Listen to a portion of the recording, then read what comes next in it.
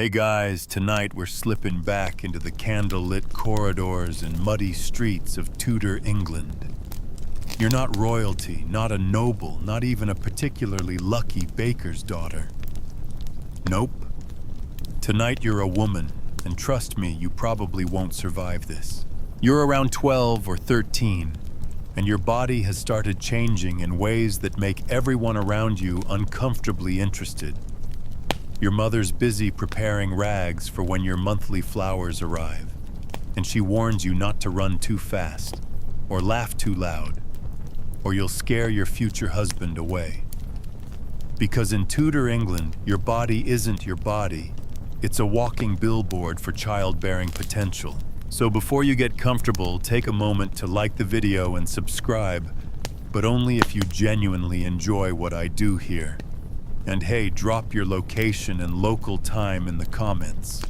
I love knowing where and when you're listening from. Now dim the lights, maybe turn on a fan for that soft background hum, and let's ease into tonight's journey together. You trudge barefoot across uneven floorboards to the family's one-room cottage.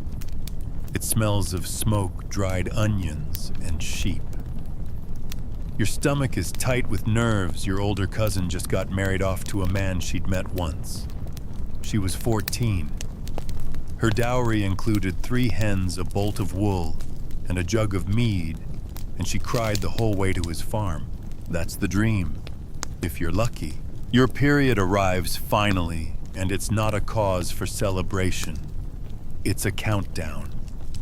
You're now on the marriage market. If you're born to a noble house, it means fancy dinners and terrifying political alliances. If you're poor, it means labor, endless pregnancies, and maybe some ale at Christmas if your husband's in a good mood. There's no such thing as a private life. Your fertility is everyone's business. Your neighbors whisper if your cycle's late. Your parish priest lectures you about purity. Your mother starts making hints. The blacksmith's boy is strong and his family's clean. You'd rather run off and become a monk, but oops, wrong gender. Historians still argue whether the average Tudor woman truly accepted this fate, or simply didn't know any other path. Some letters and hidden journals hint at resentment, even rebellion. One disgruntled wife famously scratched a message into her wooden bedpost. I serve him bread and grief. Honestly, same. Meanwhile, let's talk birth control, or well, the lack of it. You might get whispered recipes passed down from women in your village. Something about boiled acorns or wild rue. Does it work? Maybe. Or maybe it just makes you violently ill and still pregnant. Fringe sources mention a mysterious pessary made from honey and crocodile dung, thanks imported knowledge from earlier centuries. Not exactly FDA approved. When the baby comes, because let's face it, there's going to be a baby, there's no hospital.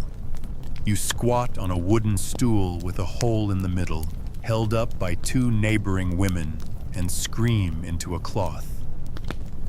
No pain relief unless someone sneaks you some poppy tea. And when the midwife mutters that she sees the baby's foot first, that's not good news. Breech births often end in funerals. Your job doesn't end with labor. Oh no. You've got breastfeeding, cloth washing, toddler chasing, and another pregnancy within the year. Congratulations, you're on the Tudor fertility treadmill. And yes, you're still expected to pluck your eyebrows and not complain too loudly. Here's a fun fact. In Tudor noble circles, fertility was a sign of God's favor. Queen Anne Boleyn's inability to produce a healthy male heir. Yep, one of the reasons her head ended up in a basket. No pressure or anything. Even miscarriage was suspect. If you lost a pregnancy, it wasn't seen as tragic, it was your fault. Maybe you didn't pray enough. Maybe you let Satan into your womb with your thoughts. Some communities even shunned women after too many stillbirths. You become the unspoken bad luck shadow at christenings. And heaven forbid you talk openly about your suffering. Pain is expected. Discomfort is ignored. You're bleeding, you're swelling, you're leaking breasts. It's all just part of the job. The most you'll get is a pitying nod from the midwife, and maybe a whisper of advice involving lavender oil and strong beer. What's worse, the cycle never ends. You're either pregnant nursing or recovering from one or the other. Your body, a constant battlefield of stretched skin, aching joints, and missing teeth. Yes, fun fact, malnutrition and multiple births often left Tudor women toothless by 30. And yet, you're still expected to look appealing. Your husband might be twice your age, bald, and stink of pig fat, but you better be clean, modest, and willing, or else. Still, there are tiny sparks of resistance. A few women, wealthy widows especially, sometimes manage to live outside the system. They ran businesses, kept households without remarriage, even took lovers discreetly. But for you, you've just been handed your first menstrual cloth and a warning not to be seen talking to boys after Vespers. Welcome to womanhood. Your body, freshly claimed by biology and society, now faces another curious Tudor belief that your uterus might go rogue. Yep. According to some medical men of the time, mostly the kind with powdered wigs, and no first-hand experience of anything they wrote about, your womb is a wild, wandering beast. If you get too emotional, too curious, or heaven forbid, too educated, it might just travel up to your throat and choke you. So you're warned to stay calm. Don't run too much. Don't read too much. And definitely don't laugh too hard. The notion of the wandering womb isn't a uniquely Tudor idea. It's an echo from ancient Greek texts, but it's alive and well in the 1500s. Your local physician, really just a guy with leeches and strong opinions, might diagnose you with hysteria, which is basically a medical term for you're acting like a woman and we don't like it. How do you treat it? Why, with scents, of course, herbs like mugwort or rue are waved near your nose to lure the womb back into position. Or less pleasantly, unpleasant smells might be introduced. Down below to frighten it back into place. You're a walking game of uterine hide and seek. Historians still argue whether women believed these treatments or merely endured them because there wasn't any real alternative. It's hard to say when science and superstition blend so thoroughly. One fringe pamphlet even claimed that the womb could detach entirely and wander the house like a ghost. Sleep tight. Meanwhile, your intellectual potential deeply suspicious. A girl caught reading could be accused of having dangerous thoughts.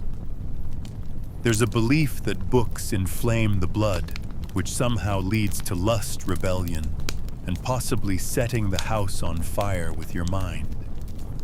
You're told to focus on embroidery, or prayers, or maybe learning how to scald a chicken properly. Still, you manage to overhear Latin phrases from your brother's lessons or sneak glances at religious texts when your father isn't looking. Sometimes you mouth the words, wondering what it would feel like to be taken seriously. But you keep those thoughts quiet. A clever girl is like a loose roof tile likely to cause trouble when the wind hits.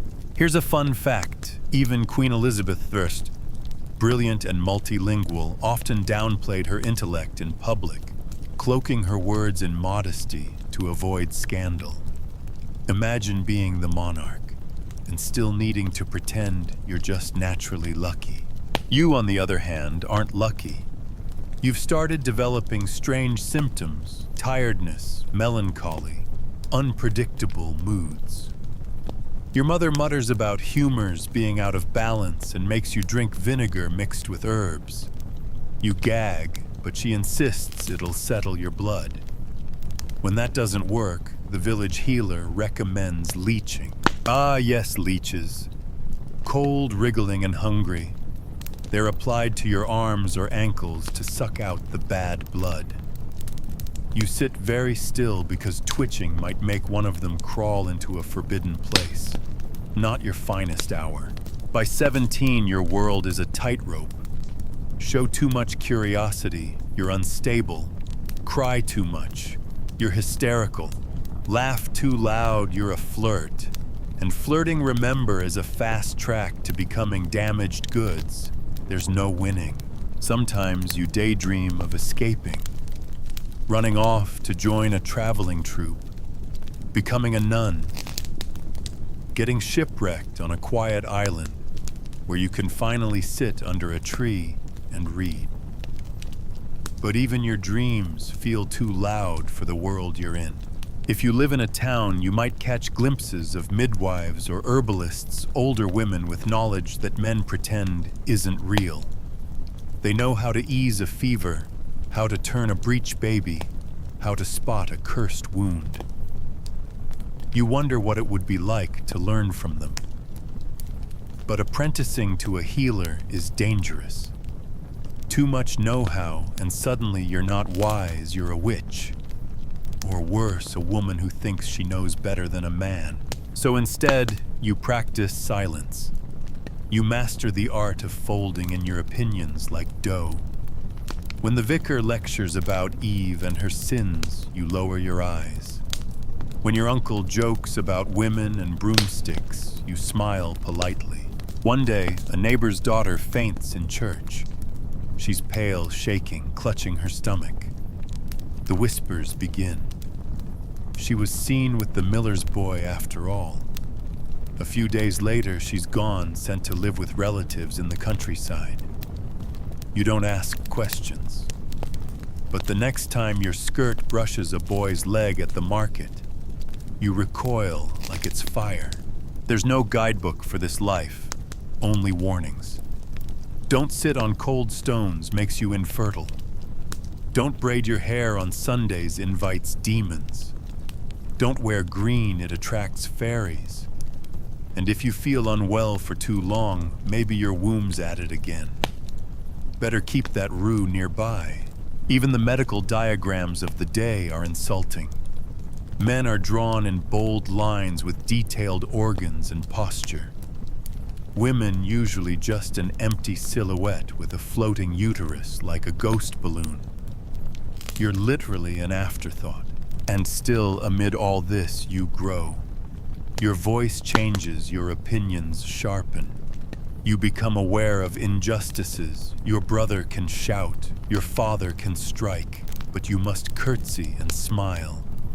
You keep your rage quiet, folding it into the corners of your embroidered handkerchiefs. Eventually you'll be married, or pregnant, or both. But for now, you're just trying to survive the hormonal chaos of puberty, with a uterus that everyone insists might try to kill you from the inside out. Tudor girlhood. It's a trip. You're 15 now, and people are starting to talk. Not about your thoughts, your talents, or that lovely song you hummed while turning the butter this morning, but about your dowry. Specifically, how big or embarrassingly small it is. In Tudor England, marriage isn't about love. It's a transaction, and you are the product. The dowry is your price tag, livestock, land, linens, or coin. And if it's lacking, so are your chances. Your family's modest. Your father's a cooper, makes barrels, not gold. So instead of dreaming about a handsome poet, you're rehearsing polite smiles for the butcher's son who smells like suet and picks his teeth with chicken bones. Charming. Here's how it works. Your father negotiates with his father. You're not invited to the conversation. Maybe they drink ale spit into a handshake and agree that you'll be exchanged for 5 pigs, 2 sacks of grain, and the promise of good behavior. Romantic rite. And this is if you're lucky. If your family is too poor to offer anything of value, your future might involve becoming a servant, a nun with a hefty entry fee you probably can't afford. or the town's live-in companion for a much older widower with unpredictable hygiene. You dream of options. You get obligations. Historians still argue whether girls truly accepted these fates or just submitted because resistance meant shame, hunger, or homelessness. Some defiant letters survive. One girl threatened to drink poison rather than marry the man her father chose. Did she go through with it? No one's sure. But the fact that she wrote it at all speaks volumes. Of course, if you're a noblewoman, your dowry's bigger, and so are the stakes. Land alliances, family legacy. Your womb is a political asset. You might be married off at 12 to a man pushing 40 because it consolidates two feuding estates. You'll be congratulated for doing your duty. Meanwhile, he'll be lauded for securing a fertile wife like he just bought a prize cow at market. Quirky fact in some Tudor families, if you had no dowry but were unusually beautiful, they might try to spin your looks as compensation. She may not come with coin, but she has cheeks like cream and hair like flax. A risky gamble. Beauty fades. A pig stays a pig. In more desperate cases, girls were pawned off to cover debts. Your uncle loses at dice as surprise his debtor's son is now your betrothed. You'll be expected to act grateful while you knit his socks and avoid vomiting at his breath. And don't think you can avoid marriage altogether. Staying single past 20s, you become a social oddity called a spinster, not for your hobbies, but for spinning wool, the default labor of the unclaimed woman. People assume you're cursed, maybe barren, maybe witchy, maybe just difficult, which is somehow worse. One of your friends, Joan, wasn't married by 18. Her parents tried everything. New gowns, rumors of a small inheritance, even a fake letter from a suitor overseas. Nothing worked. She now lives in the attic, invisible at family meals. Even the dog gets more attention. Let's talk trousseau. That's the little bundle of things you get to bring into your husband's house, linens you've sewn since childhood. Maybe a carved spoon or two, your best dress, the one without stains, and your mother's worn-out comb. You carry it in a bundle tied with a ribbon.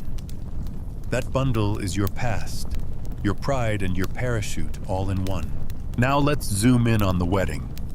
It's not a pastel-lit Pinterest dream. It's loud, smelly, and full of ale. If you're lucky, someone plays a lute. If not, there's just the butcher's cousin trying to sing through a nosebleed. Your gown is heavy and scratchy. Your veil smells like the church cupboard. And your new husband. He's red-faced, already drunk, and grinning like he just won a wager, which technically he did. After the feast, everyone follows you to the bed ceremony. Yes, people actually watch you climb into bed together. Sometimes they even check the sheets in the morning to ensure you bled proof of your untouched status. Not awkward at all. But let's back up a second. You don't want this. You're 15, you've barely figured out what flirting is, and suddenly you're expected to become a wife, a hostess, and a potential mother all in one night. The pressure is enough to make your hands shake as you cut the wedding loaf. There were rare cases, whispers really, of girls refusing marriage. One supposedly ran off to disguise herself as a man and joined the Navy. Another joined a traveling theater troupe, performing Shakespeare in secret, before he was famous, of course. Fringe tales. Scandalous. Possibly fabricated. But they give you hope. Meanwhile, your dowry has been spent. Your body has been promised. Your future is sealed. There's a knock on the cottage door. It's the matchmaker again. She's got a new name for your father. The blacksmith's cousin's son. Good shoulders. Widowed once. Mildly pockmarked, but owns 2 goats. You're told to smile. You're a few weeks from marriage now, and the talk has shifted. Not about your dowry anymore, that deal's done, but about something even more prized, your virginity. Yes, in Tudor England, your entire worth as a woman can be boiled down to whether or not you've kept your virtue, a polite phrase meaning has not done anything at all with anyone ever under any circumstance, even by accident. If a man is a virgin, nobody cares. If you are not, your value plummets like a poorly built privy. Virginity is currency. In the lower classes, it's a guarantee that the baby your husband eventually pays to feed is actually his. Among the nobility, it's political assurance. Kings marry virgins not just for optics, but for legitimacy. A queen's purity is what keeps wars from breaking out. No pressure. So now everyone watches how you walk, how you laugh, who you glance at in the market. One tilt of your chin toward a baker's apprentice, and the rumors start. Gossip is practically a sport in Tudor villages. No need for Netflix when your neighbor's daughter might have held hands without supervision. Historians still argue whether the obsession with female virginity was more about paternity power or religious paranoia. Likely all three. Church sermons described fallen women as rotten fruit, spoiled goods, soiled linens. And if you did slip willingly or otherwise, there's no coming back. No redemption arc. Just shame and maybe a little exile depending on who found out. Of course, being a virgin is a messy concept in a time with very little biological understanding. Some midwives claimed they could tell if a girl had lost it, usually based on vague physical signs or superstitious nonsense. You might be a completely innocent bride and still be accused of faking your virtue if the wedding night sheet doesn't show blood. You could be punished for simply having a flexible hymen. Science. Let's not forget the bed tests.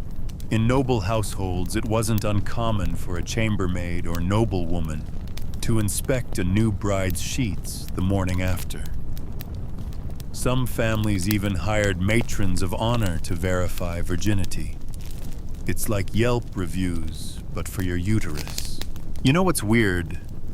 There was a bizarre belief that sneezing too hard could make you impure, or riding horseback, or dancing too enthusiastically.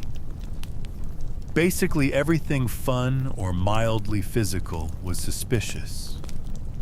So you walk with a book on your head, keep your eyes down, and pray your sneeze stays inside until marriage. And yet the rules were not consistent. Men, especially powerful ones, often ignored them entirely. Henry VIII famously married multiple women, one after another, executing or discarding them when they no longer pleased him. You meanwhile risk social death if a boy touches your wrist. Let's not pretend that choice was a real factor either. If you were assaulted, the law might ask if you screamed. If you didn't, they assumed it was your fault. And if you did scream but no one important cared, the shame still fell on you. Your body was public property, but your pain was private.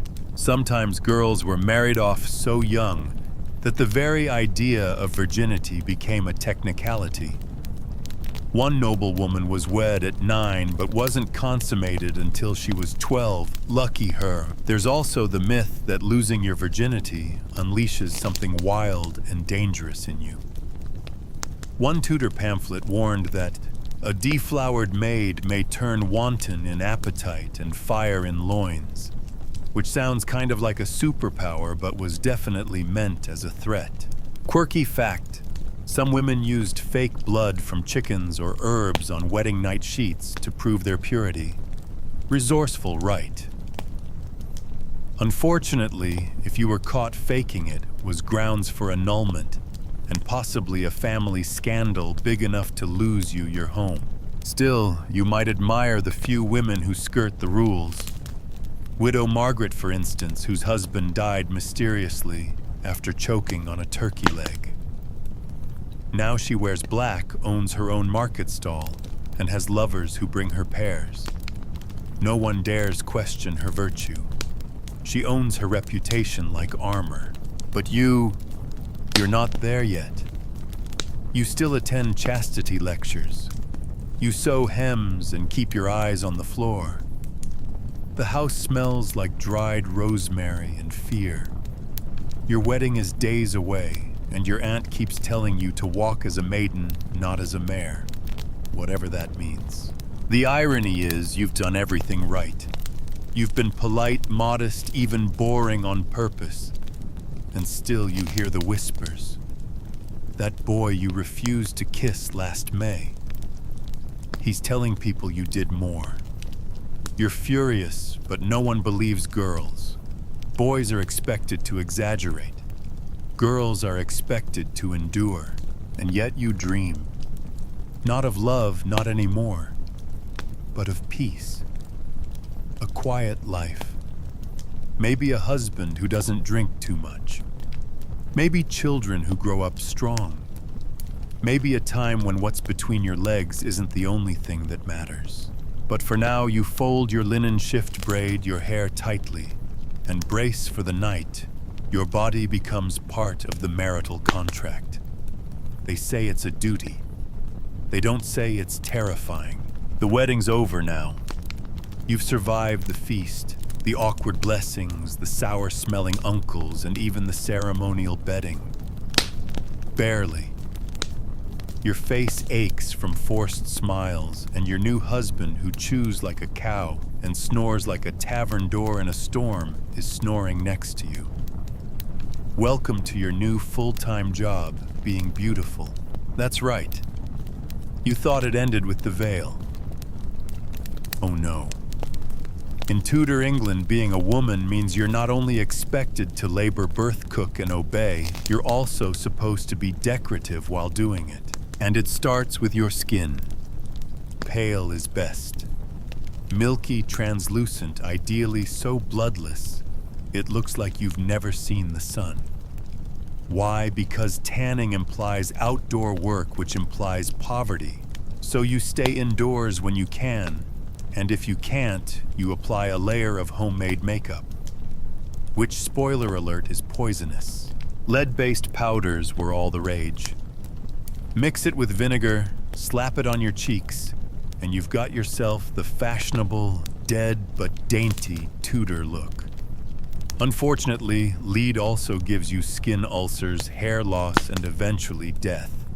But beauty has its price right. There's also belladonna drops to dilate your pupils and give you a dreamy, wide-eyed look. They also blur your vision and cause permanent eye damage, but no big deal if you're squinting while doing embroidery. It just makes your work charmingly uneven. Historians still debate how many Tudor women truly believed in these beauty rituals versus how many simply couldn't risk not following them. If your husband says you look tired, you better whip out the egg-white face mask and rosewater rinse. Looking exhausted wasn't just unfashionable, it was suspicious.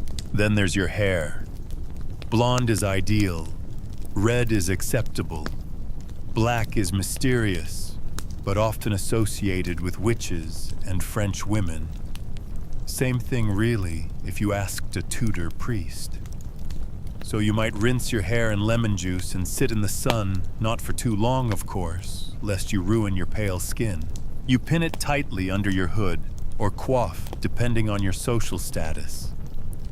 Married women were expected to cover their hair because apparently exposed hair could ignite male lust like a pile of dry kindling, a strand peeking out by accident.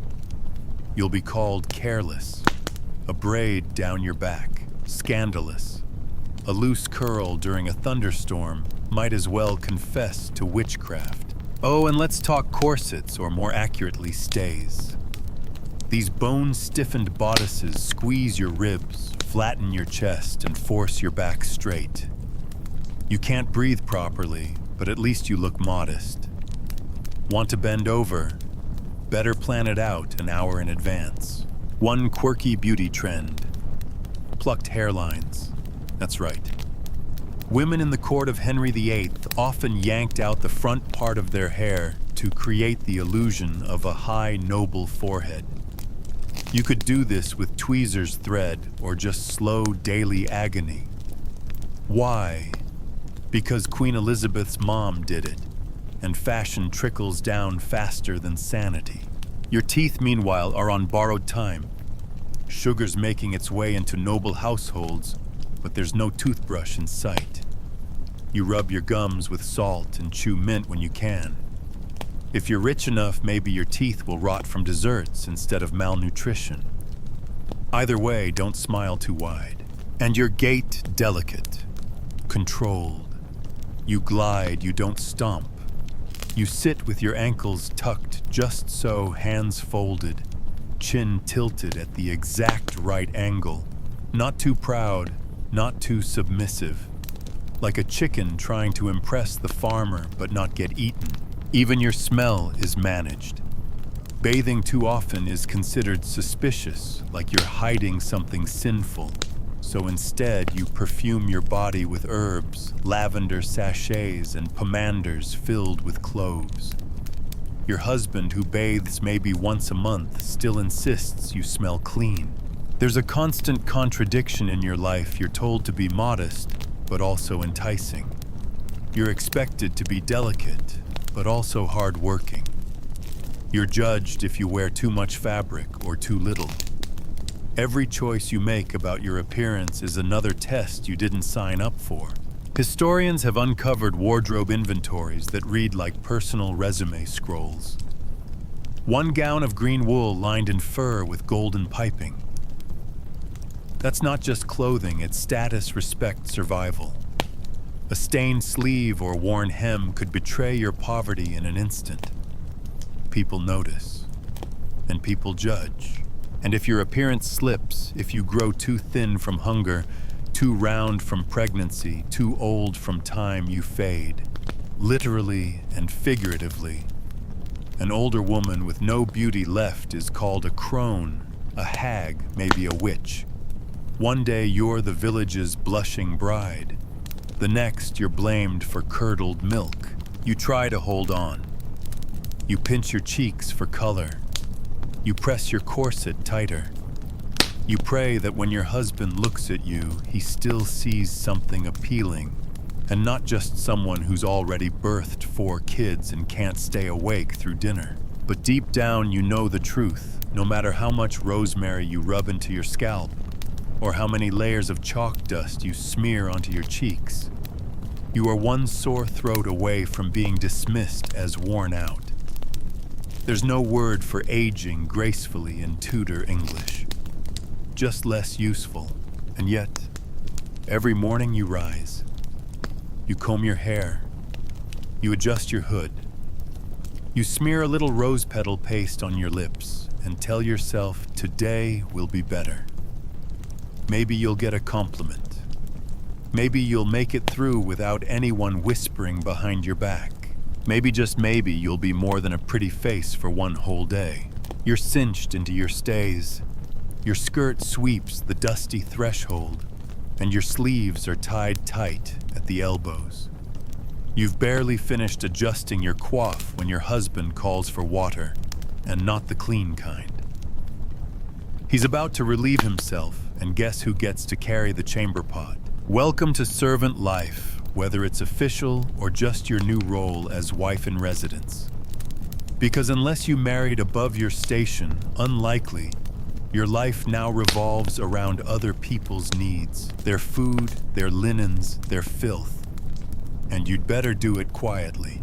If you're poor, you're probably working as a household servant before marriage, even as young as 8 or 9. Maybe you scrub rushes from the floor, tend the hearth, or warm the master's boots with your own body heat on cold mornings. Sweet, cozy, and slightly humiliating. The worst job. Emptying chamber pots. The sloshing ceramic bowls that people use when it's too cold or inconvenient to go outside. They stink. They splash. Sometimes they leak. and you're expected to carry them down creaking stairs without flinching. One wrong step, and congratulations, you're wearing someone else's dinner. Servants in the Tudor period were everywhere visible, invisible. You'd eat in the kitchen, sleep near the fireplace, and work like a mule with a ribbon on. Your day starts before sunrise and ends long after the last candle's out. You sleep in shifts. You eat last, and your hands never stop moving.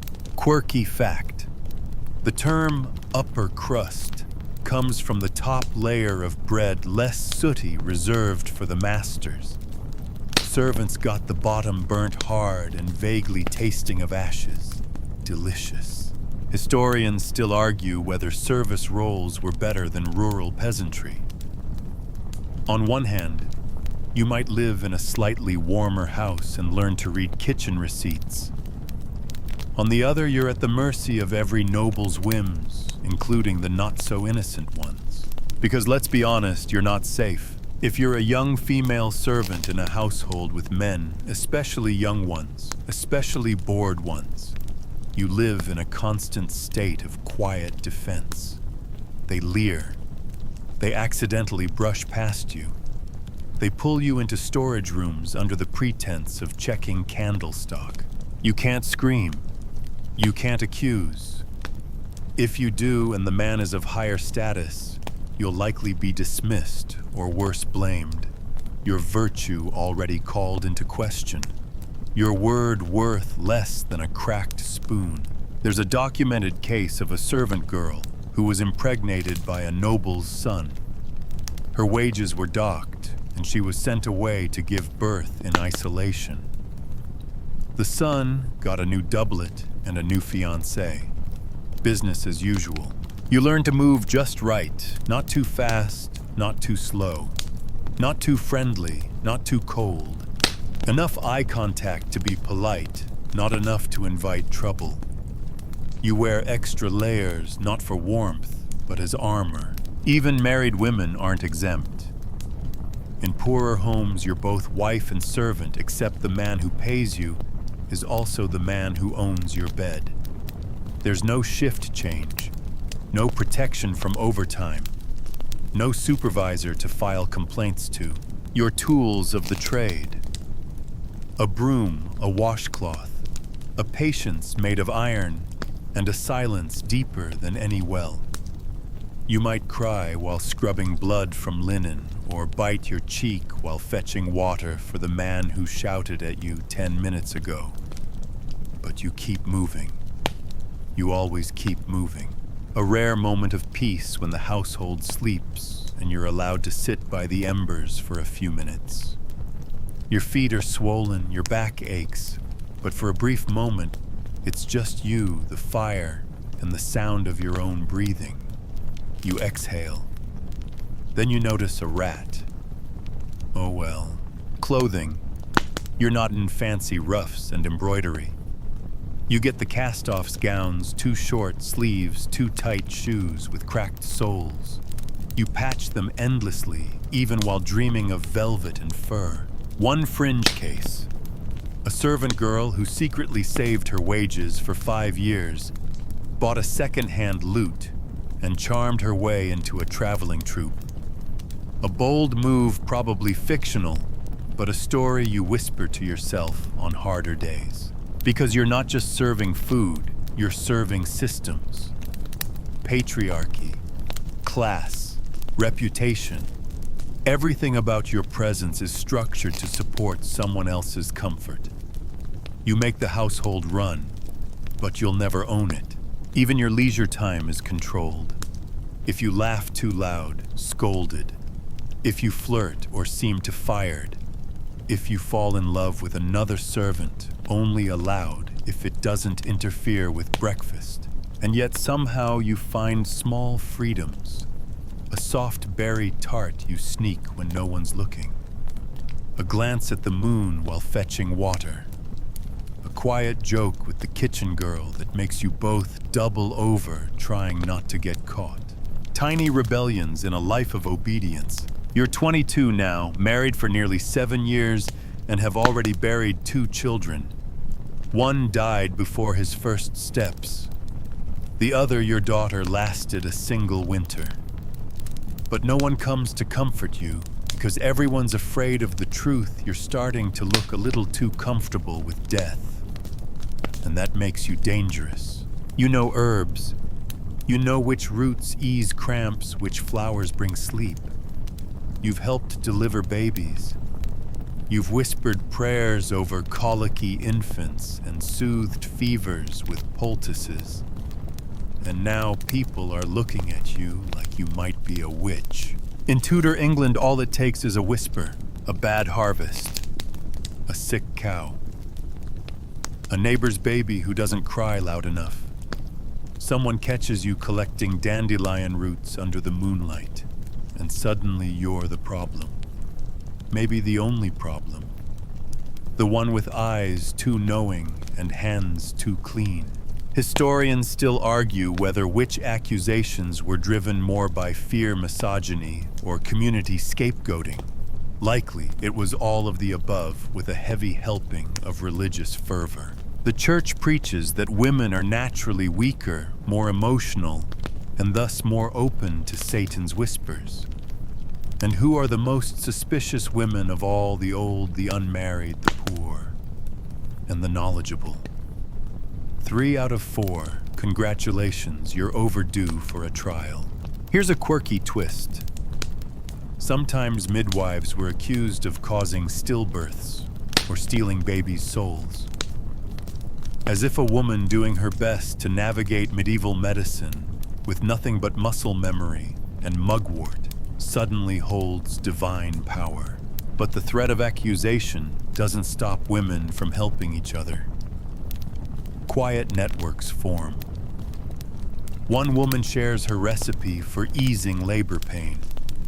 Another teaches how to make pennyroyal tea for unwanted pregnancies. You pass this knowledge like contraband, carefully, discreetly, mouth to ear. One evening, a neighbor's child is burning with fever. You run over with a cloth soaked in vinegar and chamomile. It works. But a week later, someone's dog goes missing, and you're the first name on their lips.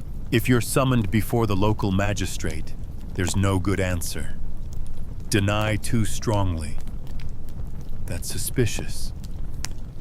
Cry too much, also suspicious. Stay calm, definitely a witch. Some women confess just to stop the torture. Some die denying it. Some disappear quietly in the night if they're lucky enough to have someone help them escape. And the tests? Ridiculous. You might be thrown into a river tied to a chair. If you float, you're guilty. If you sink and drown, innocent congratulations, you're dead but cleared of charges. There's also the witch's mark, a freckle, a mole, a skin tag. Anything unusual on your body is suspect. Midwives sometimes had calloused thumbs from delivering babies. Guess what? That's now a satanic sign. Let's not forget the infamous familiar. The belief that witches kept animal companions, cats, toads, crows that did their bidding. If your pet cat lingers too long on your windowsill, you could be accused of harboring a demonic assistant. Try explaining that Fluffy just likes the sun. You hear stories of women in other villages burned, hanged, or imprisoned. Some were merely caught arguing with their husbands in public. Others refused to attend church. A few were just too good at healing, too independent. That's all it takes. Even noblewomen weren't safe. Anne Askew, a learned woman and Protestant reformer, was tortured and burned at the stake, her crime preaching without permission. She couldn't even stand by the time they tied her to the post. Some called her a heretic. Others whispered she'd struck a devil's bargain. But you ordinary, exhausted, practical, you just want to live, to help your neighbors, to stay safe. So you walk the line. You make your cures a little less effective. You pretend not to know things you definitely know. You burn the old recipe book your grandmother gave you, crying silently as the pages curl. And still you're afraid. Afraid of saying the wrong thing, of healing the wrong child, of being too clever for your own good. You make yourself smaller, plainer. You nod and curtsy. You listen more than you speak. But it's not always enough. Sometimes the accusation comes anyway. From a woman who envies your influence. From a man whose advances you turned down. From a priest trying to restore order to his village by eliminating the suspicious. You try to remember what you said, what you wore, what you did. Was it the time you guessed someone's illness before the priest arrived? Was it the foxglove you picked near the graveyard? Was it that moment you laughed a little too loud at the alehouse? You don't know. You may never know, so you carry on. You clean your herbs quietly. You give your remedies only when begged. You smile at children and avoid eye contact with dogs. You survive, for now. But in Tudor England, being a woman with knowledge, with autonomy, with presence, is all it takes for someone to call you a witch. And once that word is spoken, it never quite unravels. You wake early before the rooster, before the frost melts from the eaves, before the fire even remembers it was once warm. Your husband is still snoring beside you, mouth open like a dry well. But you're already working because everything you have, everything you do, and everything you are is his. In Tudor England, marriage doesn't just come with expectations, it comes with legal ownership.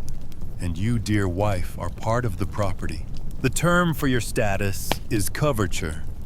It's a quaint little law that says once you're married, you're no longer a separate legal person. You don't own land. You don't own your clothes. You don't even technically own the bread you bake or the children you bear. Everything you produce belongs to your husband, including your labor, including your silence. Historians still argue whether coverture was practiced as strictly as it was written, but the spirit of the law was clear. As a wife, you exist under your husband's protection, which is a nice way of saying control. He can sell your dowry if he wants. He can take your wages if you work. He can spend your inheritance, pawn your grandmother's ring, or even sign your name to a legal document without asking. And if you protest, well, that's unseemly. Women shouldn't meddle in men's business, even if it's literally your own money. Your body, that too belongs to him. There's no concept of marital consent. If he wants you, whether it's morning, noon, or after a night of too much ale, you are obliged. Refusing is not a right. It's defiance. And defiance gets punished. Yes, he can beat you. Not too much, of course, there are limits. The famous and horrifying rule of thumb notion that a man may strike his wife with a stick no thicker than his thumb is debated by historians. But the sentiment rings true. He may discipline you, gently, sternly, publicly. You're his wife, not his equal, and society will back him up. If you show up with bruises, the midwife might raise an eyebrow. But the priest will remind you to submit. Your neighbors will murmur that you must have provoked him.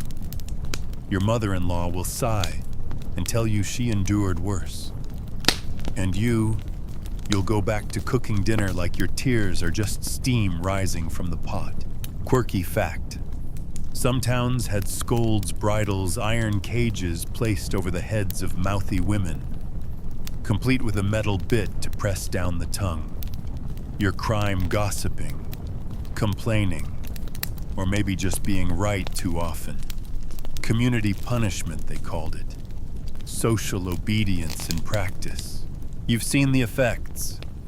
There's Agnes down the lane who hasn't smiled in 2 years. Her left eye twitches whenever her husband coughs. There's Eleanor, whose arm never healed quite right after a tumble down the stairs that just happened. You don't ask questions. You learn to speak softly and only when spoken to. But sometimes something snaps. Like with the fishmonger's wife who threw his dinner into the fire and locked herself in the root cellar for 2 days. She was eventually dragged out, cleansed by the parish, and forced to apologize at Sunday service. Her husband got a free pint from the tavern as a reward. Keeping order, they said. Even noblewomen weren't immune. Catherine Howard Young, vibrant, foolishly flirtatious, was executed for adultery against Henry VIII. Did she cheat? Possibly. Was she pressured into silence? Absolutely. Her final words were about love. Her final fate, a clean cut at the Tower. But here's the truth you carry in your bones. Your husband's power over you is absolute. Unless he dies or abandons you and doesn't return, you are tethered. Divorce, forget it. The church does not approve. Annulment is rare and scandalous.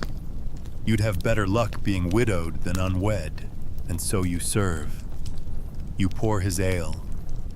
You massage his temples when he's cross. You agree that the taxes are too high, the neighbor's dog too loud, and the price of barley downright sinful.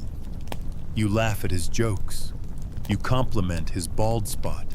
And sometimes, just to feel something, you slip outside and stare at the stars. You imagine what it would be like to walk away.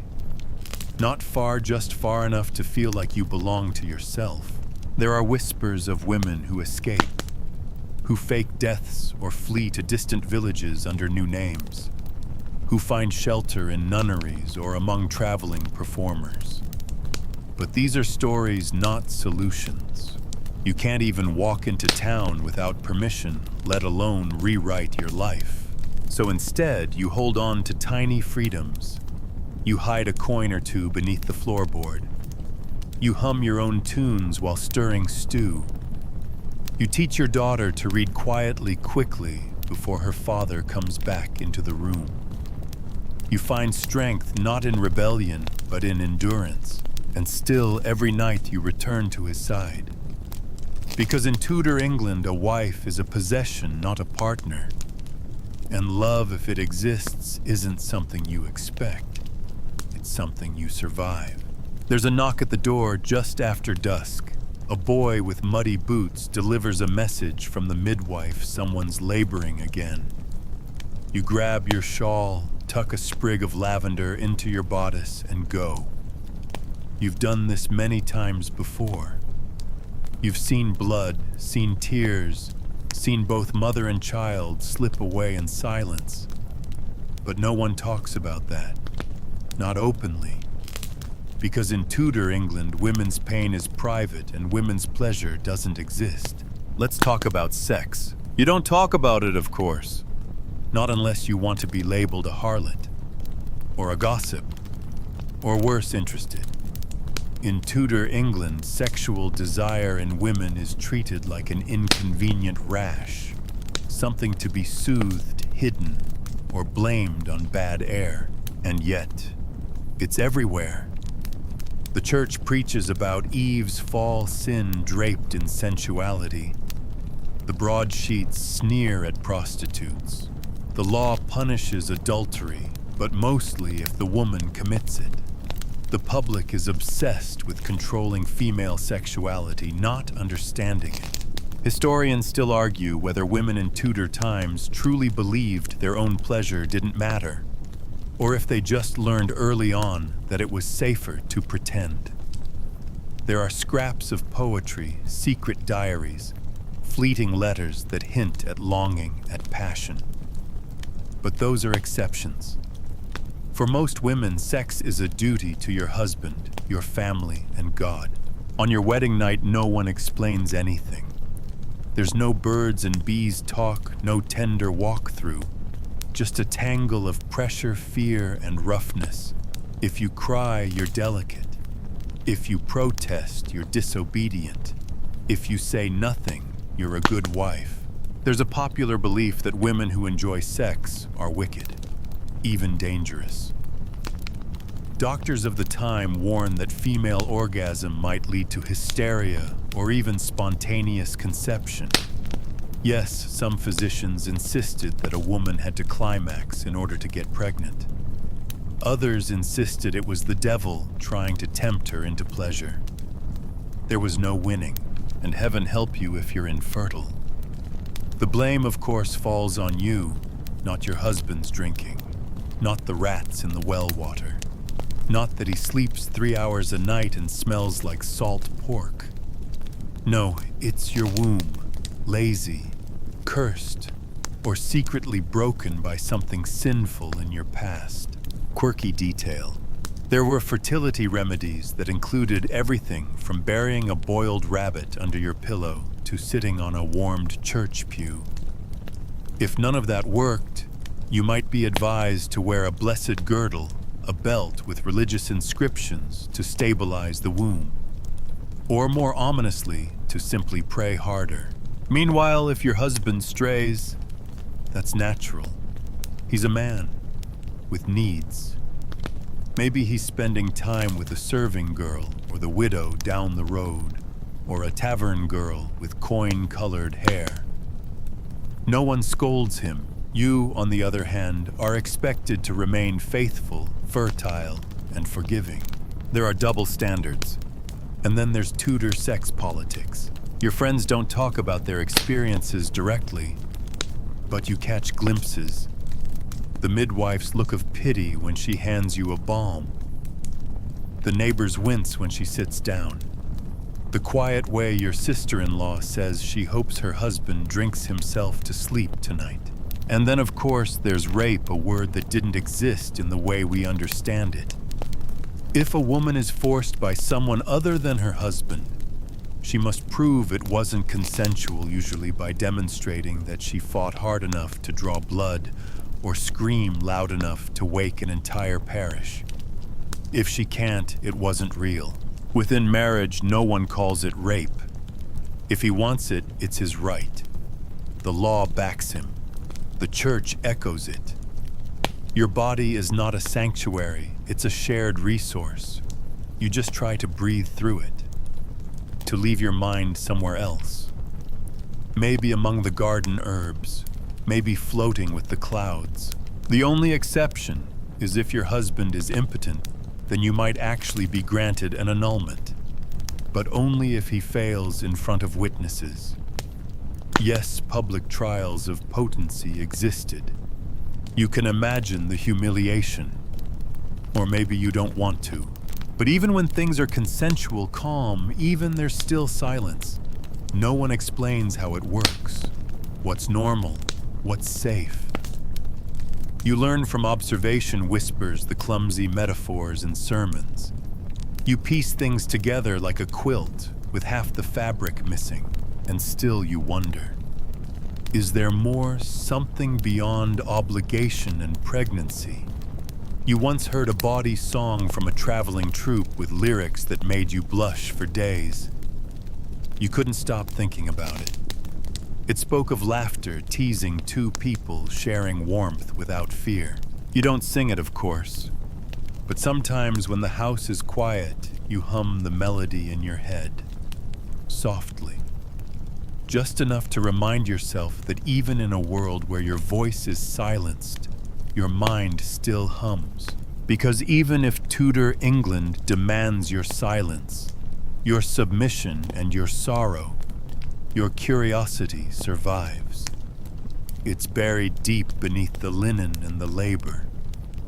But it's there, waiting. It's been 2 months since your last cycle. Your breasts ache, your back hurts and smells like boiled cabbage, or your husband's boots make you gag. You don't need a midwife to tell you what this means. You're pregnant, again. In Tudor England, pregnancy isn't a magical, glowing time. It's a high-risk gamble every single time. A slow, uncertain walk between life and death. And there's no such thing as prenatal vitamins, maternity leave, or gender reveal parties. What you get instead: prayer, fear, and bloodletting. From the moment you're with child, your body becomes a community project. The women around you start fussing, offering herbs and old wives' tales. Don't eat eel, it causes fits. Don't look at a hair, it'll make your baby hairy. Don't cry, or the baby will come out melancholic. Also, don't laugh too loud. Just don't feel too much of anything. You sleep badly, you're exhausted, and yet you're still expected to work cooking, cleaning, scrubbing, hauling water. Pregnant, not helpless, your mother-in-law says with a smile. You're almost 5 months in when she hands you a bucket of laundry and a bar of soap made from ashes. You try not to drop either. Historians still argue whether Tudor women received any rest during pregnancy. Some records mention noblewomen reclining on feather beds. Others describe peasants giving birth while still baking bread. The truth is, probably both comfort was a class privilege. If you're poor, you don't get time off, you get tougher. Here's a quirky fact: some midwives believed a mother's thoughts could shape the baby's soul. If you listened to too many sad songs, the child might come out gloomy. If you gossiped, the baby would be cursed with a wagging tongue. The solution: sit quietly, fold your hands, and think pure thoughts. No pressure. There's no ultrasound, of course. No heartbeat monitor. Just hope and belly size. If the baby kicks early, it's a boy, some say. If your hair grows thick, it's a girl. Or the other way around. Depends on who you ask. Either way, everyone has opinions, and none of them help you sleep at night. When the time comes, the birthing chamber is prepared. The windows are covered. The fire is stoked. Candles flicker like nervous eyes. No men allowed. Just midwives, neighbors, and maybe your mother if she's still alive. You're laid across a pile of linen gripping a birthing stool, or the arms of another woman. The pain comes in waves, slow at first, then relentless. There's no pain relief, no epidural, no water birth. Just groaning and pushing and praying and screaming. Acceptable, but only if you don't do it too much. A quiet birth is noble, a loud one undignified. Some even say it weakens the child's soul. If the baby is slow to come, you might be cut. If it's breech, the midwife might reach inside you with bare hands. If the cord wraps, or the head sticks, or the shoulders don't turn, you pray hard. Sometimes the baby doesn't cry.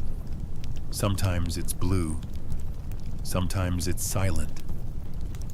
And in those moments, everyone freezes. If the child lives, you baptize it immediately, even before the afterbirth passes. Because if it dies unbaptized, its soul is damned to limbo, at least according to the church. And if you die before baptism, people whisper that your soul might linger restless. One more woman not allowed to rest. If you survive, and that's a big if you're still not done. You bleed for weeks. You swell. You ache. Your breasts feel like stones. And yet people still expect you to smile. There's a tradition called churching, a purification ritual performed after childbirth. You kneel. You're blessed. You're welcomed back into society because now you're clean. The implication being, of course, that you were unclean while carrying life inside you. And what about miscarriages? They happen often, especially when you're underfed, overworked, or unlucky. But there's no sympathy. Miscarriage is seen as a sign from God, from fate, from your own moral failings. Some even say you must have angered a spirit or eaten the wrong herbs. You once heard of a woman who miscarried and then had her cottage burned down because the villagers believed the baby was cursed. She lived, alone, in the woods. No one speaks of her now. Your first child lived 6 days, the second longer. You loved them both, and still there was no funeral, no gravestone, just a shallow mound behind the church and a whispered prayer from a midwife who didn't want to linger. And yet, when the bleeding finally stops, when your breasts no longer leak, when your husband reaches for you again, with the same blank hunger as before you let him. Because this is how the cycle starts again. This is your life, but tonight, lying in bed, you touch your belly and feel the faintest flutter. Maybe this one will live. Maybe this one will laugh. Maybe this one will say your name, and so you close your eyes. Not with peace, not with joy, but with something quieter, something more necessary. Hope. You're barely healed from your last childbirth. When it happens again, your husband's rough hand on your waist, his breath soaked in ale. You want to say no, to ask for a moment a night, a single season of rest. But in Tudor England, no isn't an option. Consent, that's a word no one has taught you, let alone honored. Under the law, once you marry, your body is not yours. It belongs to your husband, just like the goats, the shed, and the debts. If he wants you, he takes you. If he doesn't, he doesn't. Either way, your opinion is a rumor in your own skin. And the worst part, no one around you thinks this is wrong. This is the natural order, the divine design, the duty of a wife. Refusing your husband isn't just disobedient, it's considered sinful. The church says so, the courts say so, your own mother said so on your wedding night. Historians still argue how much autonomy Tudor women actually had in their own homes. Some whisper of powerful widows or defiant queens. But for the average woman, saying no is the stuff of fairy tales, sweet, impossible, and quietly punished. Let's be clear, you can be raped by your husband, but there is no word for it in your world. No justice, no recognition, just pain swallowed in silence like everything else. Some nights you grit your teeth and stare at the wooden beams above your bed. You count the cracks. You pray to Saint Margaret, protector of pregnant women, and wonder if she hears you. If she winces every time another girl asks for protection from her own household. It's not just physical. It's the mental weight, the emotional erosion. You become an object to be used, not a person to be cherished. You feel yourself growing smaller, quieter, less vibrant. You start to walk more softly. You stop looking in mirrors, not because of vanity, but because you can't stand to meet your own eyes. Sometimes you hear laughter from unmarried girls outside your window. Bright, wild, full of life. It makes your chest ache. You used to sound like that before you knew what it meant to be property. Here's a horrifying little detail in rare court cases where a husband was found guilty of cruelty. It wasn't because he forced sex. It was because he broke bones, caused public scandal, or God forbid, damaged another man's property. You, after all, weren't the victim. You were just the vessel. And if you become pregnant from this forced intimacy, there's no word for that either. No concept of trauma. Just more work, more pain, more risk. And if the child comes out angry or sick or silent, people might say it's your fault. That you let in dark spirits. That you harbored wickedness. You've known other women who suffered in secret. One of them, Meg, used to bring you herbs. She had a crooked smile and a limp from a childhood illness. Her husband hit her in front of the parish once. No one intervened. A month later, she fell into the well. They called it an accident. You never believed that. Another Hester ran away in the night, leaving only her wedding ring and a scrap of bread for her baby. Her husband said she was bewitched. You said nothing, but you still think of her when you pass the edge of the woods. Some try to bargain with their husbands, offer bread, wine, silence, anything but that touch. Sometimes it works, sometimes it doesn't. And the next morning, no one speaks of it. There's porridge to stir and a floor to sweep. And the guilt, it lingers. Not his guilt, yours. You wonder if you should have been more loving, more obedient, less tired. You begin to think that maybe you're the problem, that this is simply what you signed up for. It's not, but no one tells you that. There are no pamphlets, no meetings, no women's shelters. Just the soft murmur of your own heartbreak hidden beneath your duties. So you find little rituals to keep your sanity. You press lavender into the seams of your dress. You light a candle when no one's watching. You sing lullabies even when no baby is in the room, just to remind yourself that your voice still works. And sometimes, rarely, your husband is kind. A joke, a kiss on the cheek, a gift of pears. These moments are like crumbs in a long, empty road. You take them, because there's nothing else. But deep down, you know your body is not your own. Not legally, not spiritually, not even in your dreams. And that realization, once it settles, doesn't scream. It whispers, it sighs, and it stays. You stir the porridge slowly, watching it bubble and thicken the way your life has clumpy and quiet sticking to the sides. Outside, children scream and chase chickens through the mud. Inside, you hold your belly again and hope this time won't end in tears and silence. But the truth is, every pregnancy is a roll of the dice. And in Tudor England, the odds are never in your favor. You've been through this before. The nausea, the strange cravings, the worry that your womb isn't tilted the right way. You've had babies die. You've buried tiny wrapped bundles behind the chapel. You've nearly died yourself. Pregnancy is not a gentle arc of glowing anticipation. It's a tightrope over fire. There are no checkups, no prenatal vitamins. Your midwife may be skilled, or maybe the local alewife who learned on her cousin. If she knows how to turn a breech baby or stop a hemorrhage, it's because she's seen death enough times to recognize its footsteps. And now you're waiting again. Your ankles swell.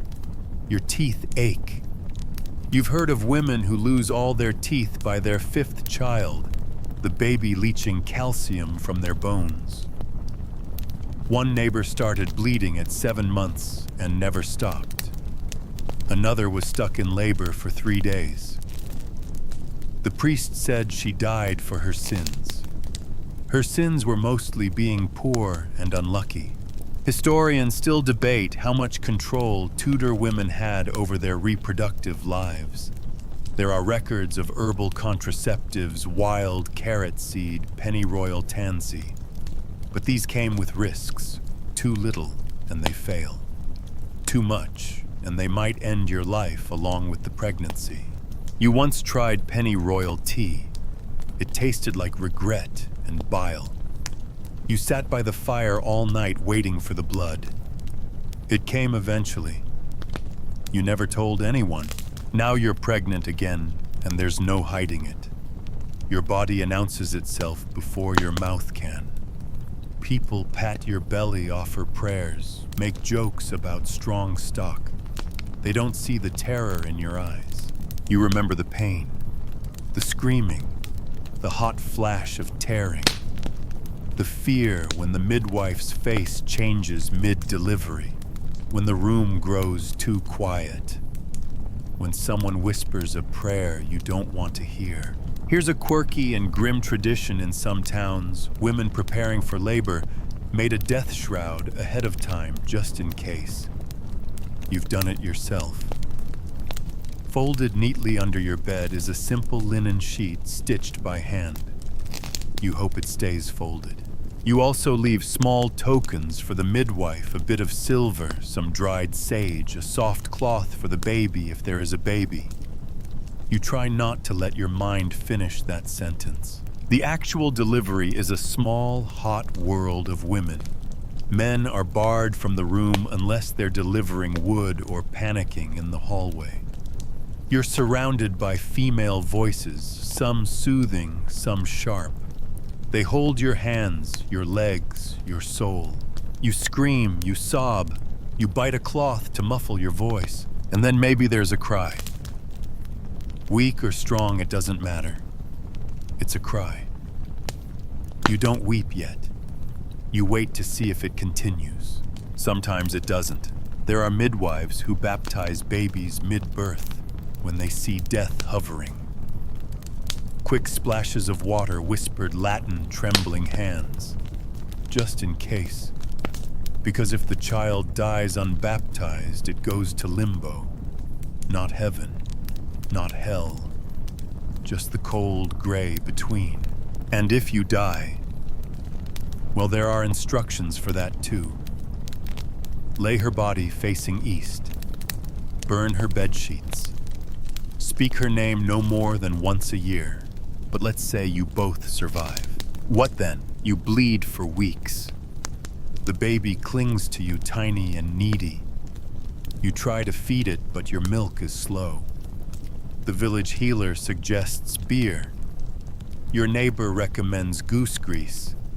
Your husband suggests more children. You say nothing. Your body is bruised and stitched, but no one gives you time. There are floors to scrub, chickens to pluck, a husband to satisfy, grief to hide from your other children so they don't learn too early what life demands of women. And still, if your baby cries too much or too little or not at all, you are the problem. There's a woman in town who lost 3 babies in a row. She's called blighted. People cross themselves when she walks past. Her husband blames her. Her mother-in-law prays louder.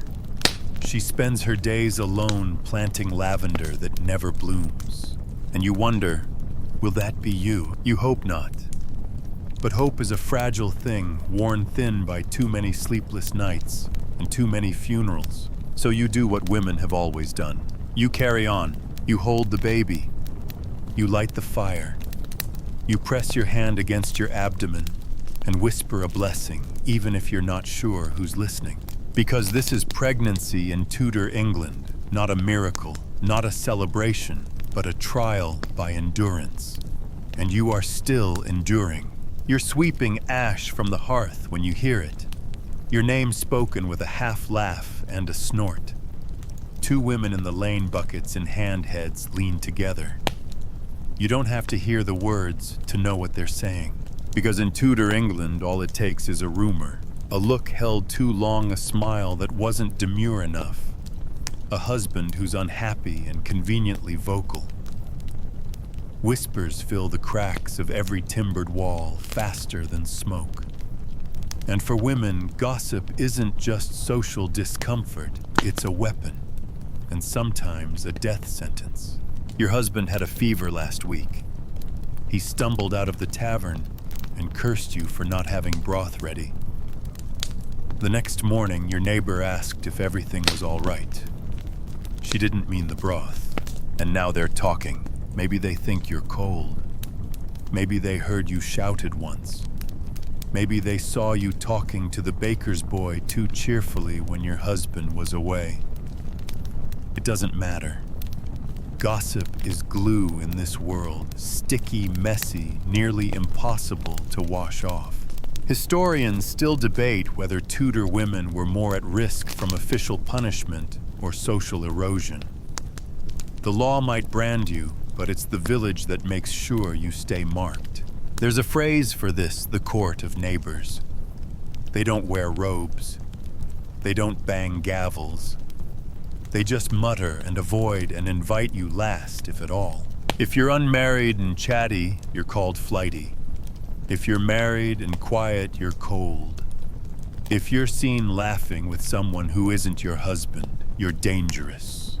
And if you're accused of adultery even without proof, you're subject to public penance. You might be paraded through town in a shift barefoot, carrying a candle as big as your shame.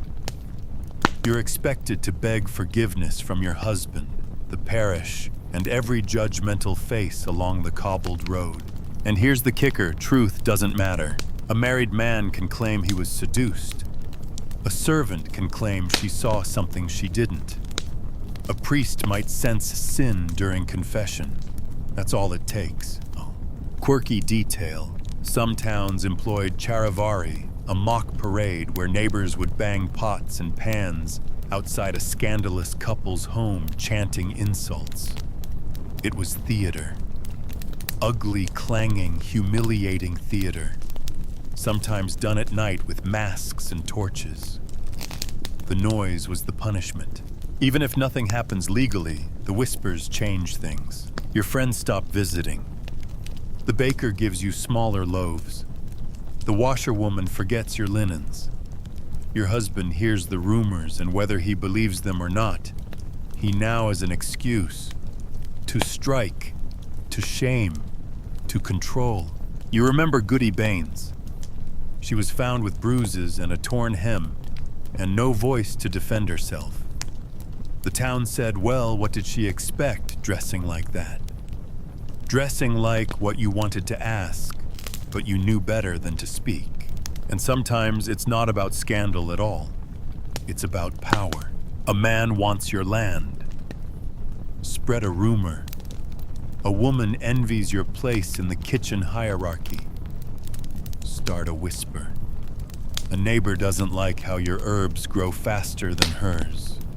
Say the word witch just once softly, and the damage is done. Reputation is like glass in this world. Once cracked, it never goes back to smooth, and there's no way to win. If you retreat, you look guilty. If you speak out, you're arrogant. If you ignore it, you're suspicious. So you walk carefully. You smile just enough. You adjust your scarf to hide the bruise that isn't your fault. You pretend not to notice the way the village constable eyes your doorway when he passes. Your only defense is other women, sometimes. You might have a cousin who snaps back at gossips. A midwife who knows the truth and says it louder than anyone else. A neighbor who walks beside you on market day, just to make sure the town sees you together. These bonds are fragile, precious. They don't make you invincible, but they make you visible as more than the lies others tell. Still, you dream of silence. Not the cold silence of isolation, but the blessed hush of being left alone. To hang your washing without eyes on your back. To sing softly at your loom without someone twisting the lyrics into scandal. But in Tudor England, a woman's reputation is never hers to keep. It's everyone's to damage. And once it starts, once your name is passed like a sour secret between mouths and behind hands, it's almost impossible to pull it back. So you keep your head down. You listen. You watch. And you wait for the gossip to move on. But it never really does. It just changes shape and starts again. Your hands are starting to shake in the mornings. You blame the cold, though it lingers even on warm days. Your joints ache more than they used to. The mirror, what little warped glass you own, has grown less kind. You are by Tudor reckoning aging. You're barely past 30, but in this world, that means something. You've outlived 2 children. Your hair has thinned. Your skin has dulled. And your husband looks at the younger girls at church with the same blank curiosity he once reserved for you. In Tudor, England, growing old as a woman is less a process and more a disappearance. Not graceful, not respected, not dignified. You fade. And if you don't fade, if you hold on to some fire, some opinion, some voice, then you become something far worse, a threat. A young woman is watched. An old woman is judged. Your usefulness, your womb, your hands, your silence is winding down. The children are older. The house no longer demands your constant stitching. And so you enter the most dangerous stage of womanhood in this era, the one where you exist without purpose in the eyes of men. Historians still argue how Tudor society truly treated its elder women. Some widows gained independence. They ran inns, managed households, even engaged in trade.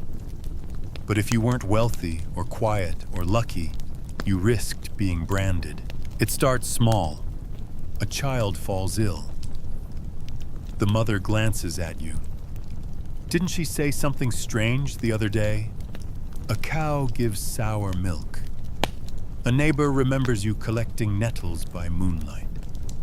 Your husband mutters that you've become difficult lately. And suddenly you're not just a woman. You're a crone, a hag. The word witch starts clinging to your hem like burrs. Even your appearance is a weapon. A mole on your cheek. A sign of the devil's kiss. A bad tooth, proof of curses. A limp, a squint, a dry cough, all suspect. In a world where logic is flimsy and fear is contagious, your aging body becomes the perfect scapegoat. Quirky and chilling fact, some witch tests involved watching how quickly you aged. If you looked too young for your age, you were thought to be preserved by dark magic. If you looked too old, you'd clearly made a pact with the devil. Try to land somewhere in the middle, so you try to be invisible. You stop asking questions. You stop laughing loudly. You stop offering unsolicited advice even when the bread is clearly burning or the child's fever is clearly turning. You become smaller with every year. And your husband, if he's still alive, he treats you like furniture useful only when needed, ignored otherwise. If he's dead and you have no sons, you may lose your home. You might be taken in by relatives forced to clean chamber pots for cousins who treat you like a ghost in the corner. Your dreams shrink. You once imagined seeing your daughter marry, then just seeing your son walk, then just seeing next winter. Now you just want to avoid being noticed. The church talks of mercy and honor, but preaches obedience and humility more often. The town talks of community, but practices convenience. And a woman with no dowry, no husband, and no fresh milk in her breasts, convenient to blame. You try to anchor yourself in tasks, soap making, spinning, helping a neighbor with her baby. But every kindness feels like a risk now, because if that baby catches a cough, you were there. If the butter won't churn, you stirred it. If the wind howls too loudly, you whispered something the night before. And you remember other women. The baker's mother turned out of her house when she became confused. Goody Miles accused of witchcraft for owning too many cats. Mistress Allen, who simply stopped talking and was found one morning standing in the stream, fully clothed, eyes wide and empty. You used to pity them. Now you wonder how far behind them you are. Sometimes you miss the noise, the chaos of early motherhood, the clatter of pots, the cries of babies, the warmth of being needed. Now silence wraps itself around you like a shroud.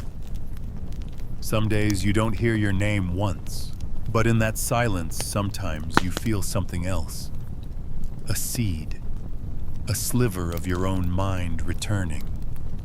You think of the books you once glimpsed, the stories half whispered, the knowledge you gathered over years, hidden under your tongue like cloves, and you wonder if no one's watching anymore.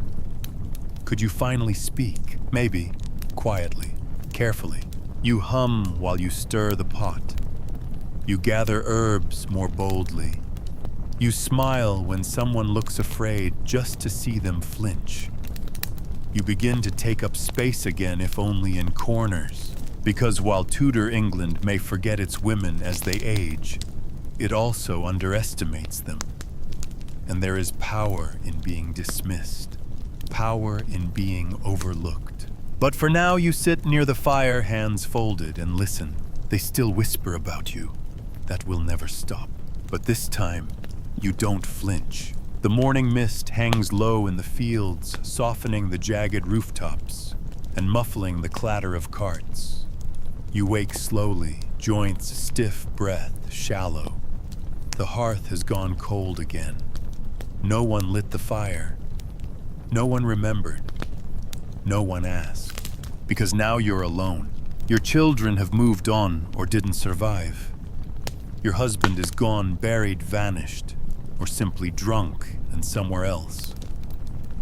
The cottage is quiet except for the wind through the rafters and the old floor's occasional groan. In Tudor England, when a woman reaches this point, gray-haired past childbearing without wealth or male protection, she becomes a shadow. A woman without attachments is a problem. You don't own this home. It belongs to your eldest son, or your husband's brother, or the landlord who's never met you, but knows your name and your debts. At any moment, they could tell you to leave. And where would you go? There are no pensions, no retirement, no dignity in old age unless you have money or noble blood.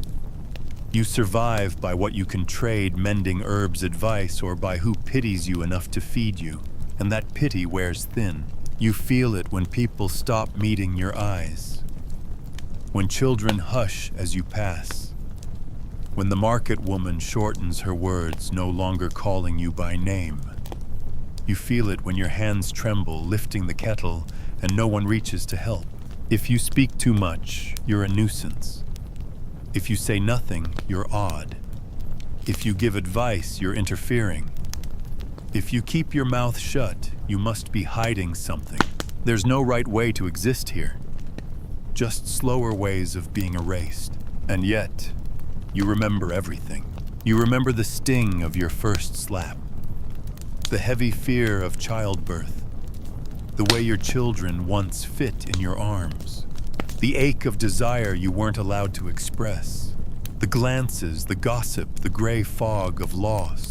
You carry decades of untold stories in your bones, names no one speaks anymore, songs sung to sleeping infants, remedies that worked, warnings no one heeded. Historians still argue about the agency of elderly Tudor women. Were they powerless, respected, feared, forgotten? The truth is layered. Some held roles as wise women or midwives. Others became burdens or scapegoats. The common thread. They outlived usefulness. And in a world obsessed with production, baby's food order that made you expendable, you've stopped hoping for comfort.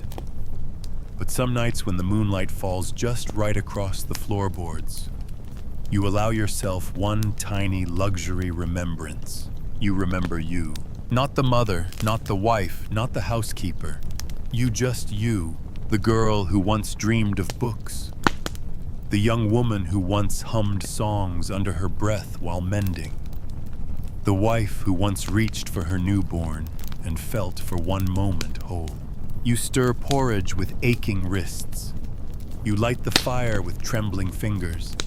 You sit in your chair and watch the door even when no one is coming, because the world never taught you how to rest. It only ever taught you how to serve, how to endure. But now finally you are still. You aren't expecting anyone. There are no more duties to fulfill. Just breath. Just the soft sound of the wind beyond the shutters. And in this quiet, you feel a truth settle over you like a shawl. You were never weak. You were never simple. You were never just what they said. You were a woman in Tudor England, and you survived.